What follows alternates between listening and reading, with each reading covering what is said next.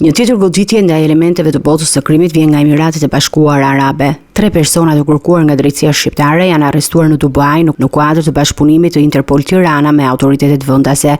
I pari që ka rënë në pranga është Erviz Daka, 38 vjeç. Ai akuzohet nga SPAK për disa vepra penale të rënda, përfshirë sigurimin e kushteve për atentat kriminal. Sipas hetimeve, Daka ka informuar autorët për lëvizjen e 28 vjeçarit Kei Pingu, objekt i një tentative vrasjeje, se dhe ka ndihmuar në përgatitjen e atentatit ndaj Arjan Spahiut. Po ashtu ai dyshohet se ka strehuar dhe ndihmuar në një kohë të gjatë Talo Çelën. Në Dubai është ndaluar gjithashtu Maksim Koçi, i cili përflitet për një seri përfshirjes në atentate të tjera të bujshme. Sipas dosjes së prokurisë së posaçme, Koçi ka marrë pjesë në vrasjen e Klevis Kaplanit dhe një personi tjetër, ndërsa dyshohet se ka ndihmuar në përgatitjen e atentateve dhe ndaj 2 individëve të tjerë. Në listën e të akuzuarve ndaj tij përfshihet dhe strehimi i Talo Çelës gjatë arratisë së tij.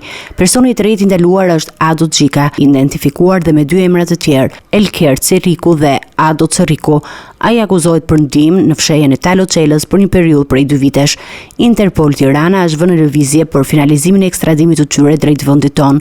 Burimet zyrtare bëjnë me dije se ky është vetëm një hap i radhës në serinë e operacioneve të nisura për kapjen dhe sjelljen para drejtësisë të kërkuarve shqiptar në Dubai. Vetëm pak ditë më parë nga Emiratet e Bashkuara Arabe u ekstradua edhe Florent Çapja, i dënuar me burg për jetë për vrasjen e Gentian dhe Nezir Beshirit në Elbasan në vitin 2012.